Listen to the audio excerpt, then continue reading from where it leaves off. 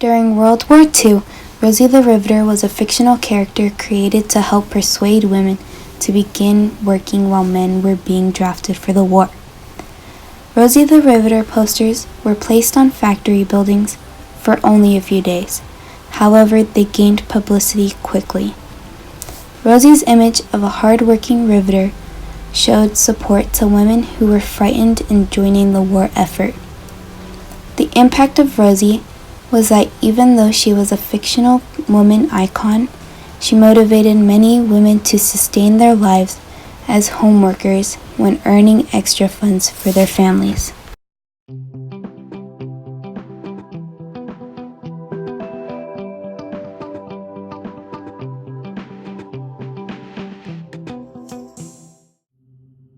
Who is Rosie the Riveter?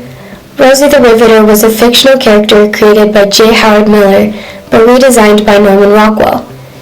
Rockwell's image was published in 1943, and it depicted an image of a female riveter who was muscular and wore dirty overalls like she was hard at work.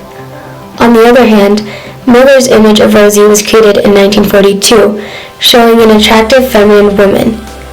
The character Rosie was used to encourage women to join the workforce during World War II, even though many of them had to sacrifice part of their lives to join in helping in the war effort. Not only did women take on job responsibilities, they also joined in the armed forces. 350,000 American women volunteered in the Women's Army Auxiliary Corps. Some women served as radio operators and tested newly repaired airplanes, and others served near the front lines in the Army Nurse Corps. Women of all backgrounds were being promoted to participate in finding jobs in factories and labor markets. After the war, many women continued to hold the same job positions as men with a lower pay grade, but others were forced out of their jobs and returned as home workers. On September 1st, 1939, World War II began when Germany invaded Poland and Allies declared war on Germany. Many of the pre-war women who worked in the outside labor force were lower class and usually minorities. Before the war, women who worked had employment as receptionists, secretaries, and clerks in department stores. During World War II, there were propagandas held by the government which were used to promote women to begin working and to replace the men that have been drafted to fight in the armed services. However, the propagandas did not appeal to women as much as the image of Rosie the Riveter.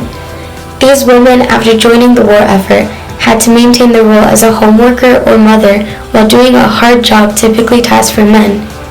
Even though Rosie the Riveter was a fictional character, her image provided motivation for young women and encouraged many more women to join the workforce after World War II began. After the war, many women were forced out from their jobs in factories. Breaking barriers in history. Rosie, a fictional character that has changed the workforce forever. She has been an inspiration to young women, mothers, and home workers who were encouraged to join the workforce during World War II. Although not everyone was supportive of women working, but as time went on, most of the country did believe in the importance of women becoming Rosies, and that the majority of Americans supported the idea. Rosie the Riveter has many long-term and short-term impacts. Women enjoyed and even thrived on a taste of financial and personal freedom during World War II.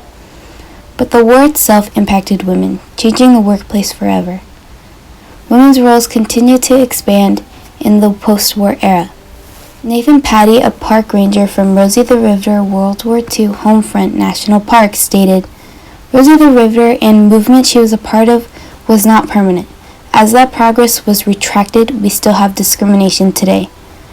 However, it would help spark later social movements like the feminist and civil rights movements of the 60s and 70s. To this day, she serves as a symbol that women did amazing things during the home front and can quite frankly do anything.